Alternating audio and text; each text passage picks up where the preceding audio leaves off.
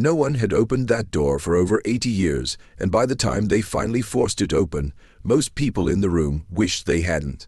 The plantation sits at the end of a road that doesn't appear on modern maps, not because it was forgotten, but because someone, at some point, had it removed.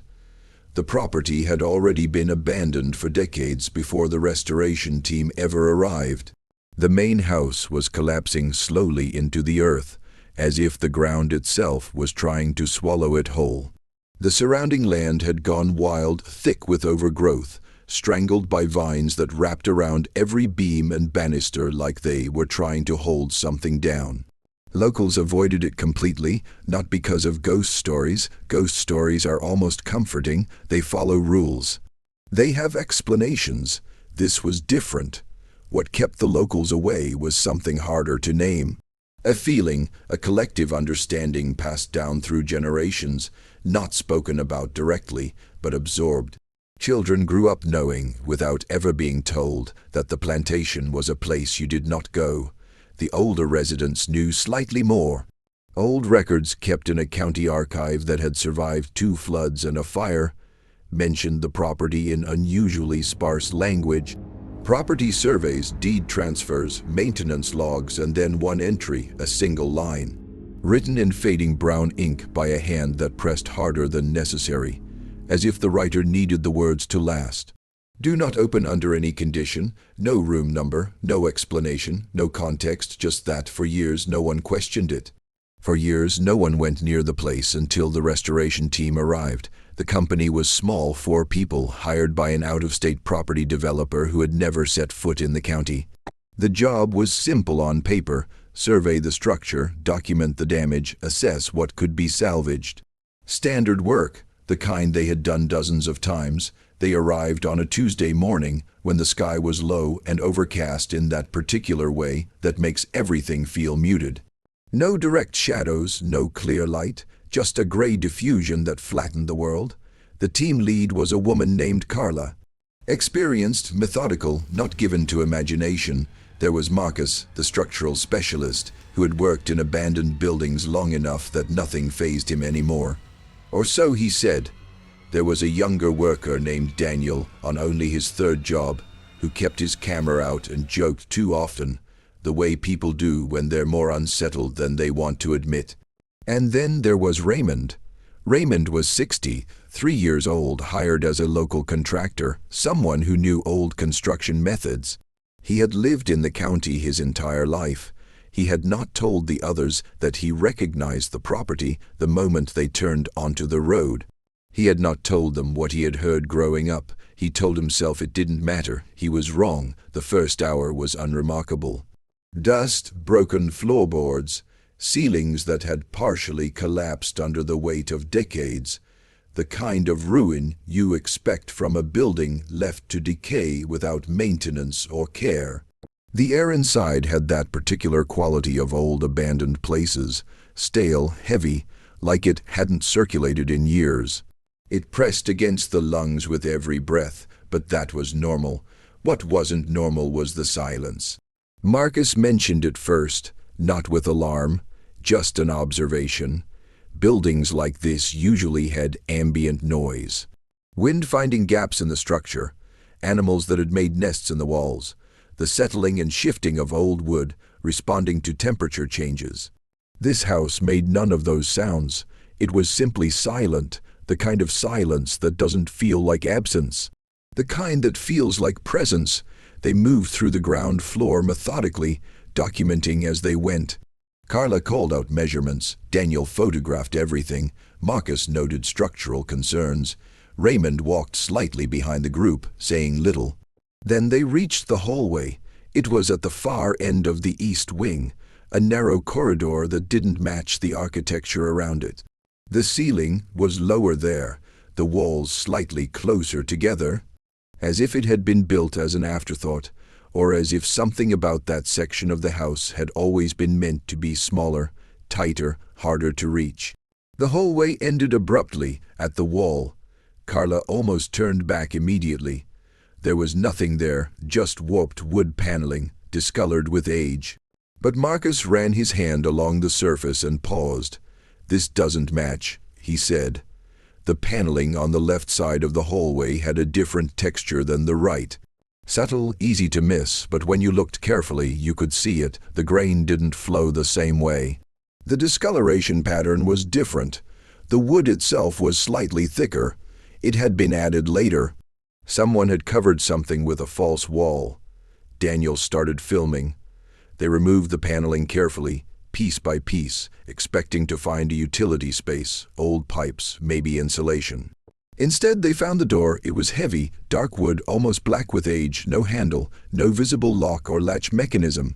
The frame had been sealed with something, a resin or compound that had hardened completely over time, filling every gap.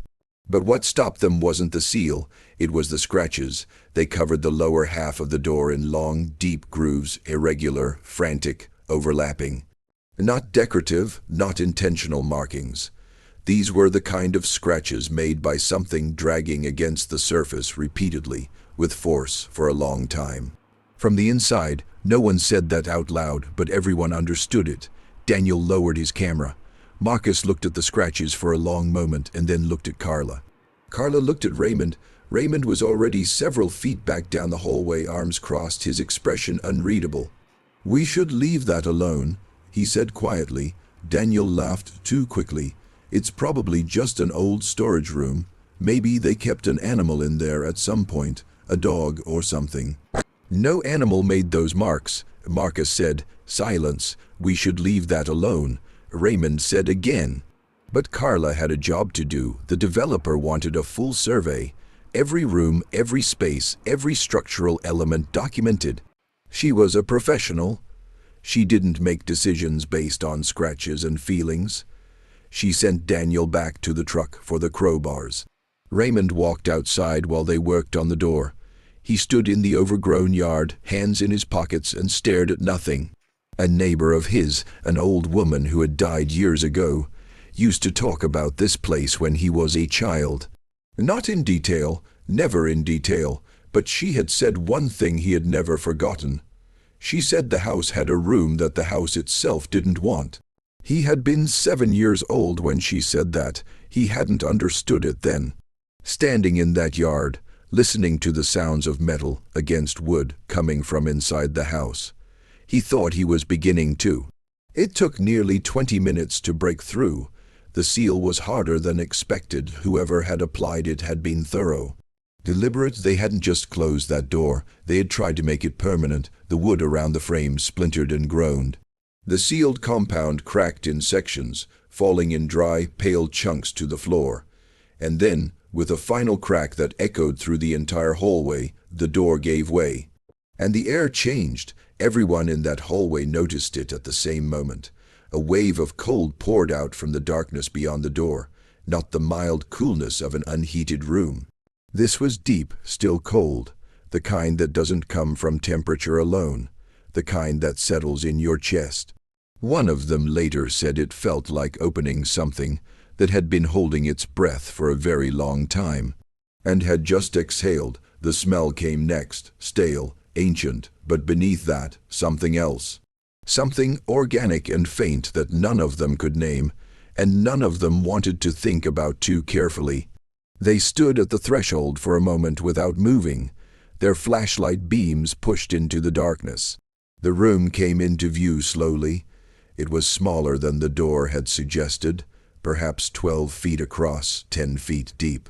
The ceiling was low, maybe 6.5 feet, no windows, no vents, no secondary exit of any kind. The walls were bare wood, dark with age, and the floor was covered in dirt, not the dust of a room left to settle over decades. Not debris fallen from the ceiling, actual earth, dark, compacted, covering the entire floor from wall to wall.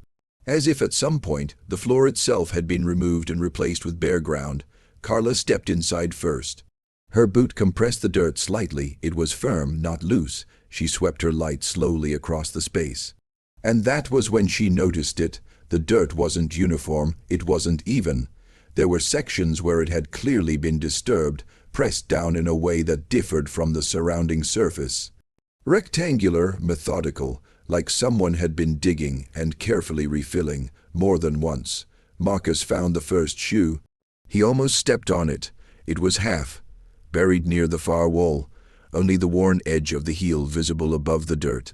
He crouched, brushed the surface gently, and uncovered it. A child's shoe, leather, decayed nearly beyond recognition, but the basic shape still intact.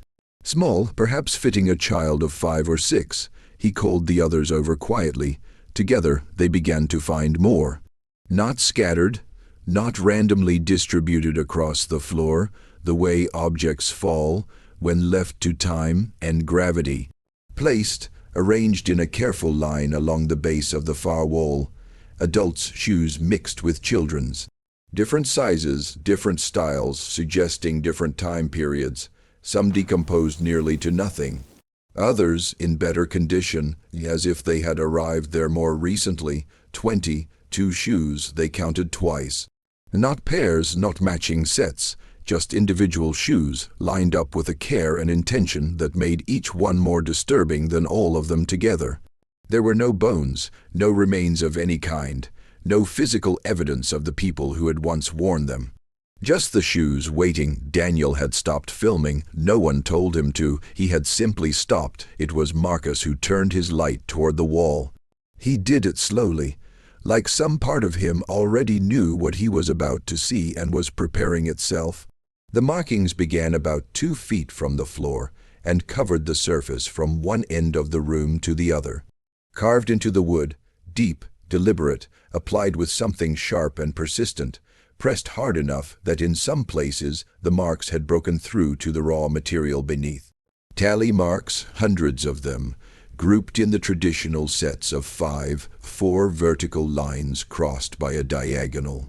Row after row after row, covering nearly the entire wall from the baseboard to a point just above head height. Someone had been counting. Whatever they were counting, they had counted for a very long time. Daniel said, very quietly, "How many is that?" No one answered. Because no one wanted to do that math. Carla moved her light slowly across the wall, following the marks from left to right, the way writing is read. And then she found the words. They were near the center of the wall, carved deeper than everything else around them. The letters were uneven, the spacing irregular, the pressure varying as if the hand that made them had been shaking or exhausted or both. But they were perfectly legible, still here. The silence after Carla read them aloud was absolute. No one breathed, because the math was unavoidable now. The math that no one had wanted to do was sitting in the room with all of them, impossible to ignore. This door had been sealed for 80 years. The compound around the frame had been there from the beginning. Forensically, structurally, unmistakably, it had been applied once at the time of sealing and never disturbed again. Until 20 minutes ago, so the words couldn't have been written recently. They had been written a long time ago.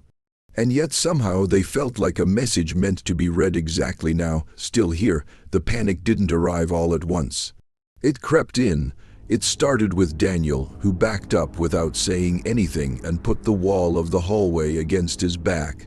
Then Marcus, who set down his crowbar with a careful, deliberate silence, as if setting it down too hard might provoke something. Then Carla's flashlight swept down toward the dirt floor during a slow, involuntary scan, and one of them made a sound. Not a word, just a sound, because the dirt near the center of the room was moving, not dramatically, not violently, just a faint shifting of the way sand moves when something beneath it changes position. Barely perceptible, easily dismissed, but they had all seen it. The flashlight beam froze on that spot. The dirt was still again. For 5 full seconds, no one moved. Then the beam of the dropped flashlight swept across the room as it rolled, and in that half-second of spinning light, something was briefly illuminated near the back corner of the room. Not a shape, not a figure, more like a change in the texture of the darkness itself, a density. A presence in the air that the spinning beam caught for just a moment before the flashlight settled, and the beam went still. It was enough. They left. Raymond was still in the yard when they came out. He looked at their faces and didn't ask a single question. He simply walked to his truck, started it, and sat there with the engine running until everyone was loaded and they drove away. On the way back, no one spoke for nearly 15 minutes. Then Daniel said very carefully, "What was under the dirt?" No one answered. Because that wasn't the question that was actually disturbing them. The question that was actually disturbing them was simpler and far more unsettling. The question was, if the shoes were placed by someone arranged deliberately, intentionally, and if the tally marks had been applied over a long period of time, day by day in sets of 5, then who had done that? The room had been sealed from the outside. The compound around the door had been untouched, which left a possibility that none of them could comfortably fit inside a rational framework. That whatever had arranged those shoes, and carved those marks, and written those 2 words, had been inside the room when it was sealed, and had remained there, counting. The official report was filed 3 weeks later. It documented the structural condition of the main house. It noted the discovery of the concealed room. It described the dirt floor and noted that soil composition tests had been recommended, but not yet performed. The shoes were not mentioned, the tally marks were not mentioned, the words carved into the wall were not mentioned, and the movement in the dirt was certainly not mentioned. The report ran to 14 pages. The last sentence, buried at the end of a technical appendix, read as follows: "The interior conditions suggest the room may not have been empty." That was all. No elaboration, no follow-up recommendation, no request for further investigation, just that sentence. Passive, clinical, carefully worded to convey the minimum necessary truth, while revealing as little as possible. As if whoever wrote it understood that some things are more dangerous when named directly. The property developer sold the land 6 months later at a significant loss to a buyer whose name does not appear in any public record. The plantation still stands, the hallway still exists, the room is still there at the end of it. The door, broken from its frame, hangs open now. No one has gone back inside to document what's there. No soil tests were performed, no archaeologist was called. No authority investigated what the shoes meant, or who had been counting on that wall. And the words, carved into the dark wood by an unknown hand at an unknown time, are still there. Still here, 2 words, present tense, chosen very deliberately by someone or something, that had reason to believe they would still be accurate by the time they were read. Whatever was in that room when the door was sealed was never confirmed to have left, and the door is still open. Some warnings aren't superstition. Some rooms aren't sealed to keep people out. They're sealed to keep something in. And some things are very patient.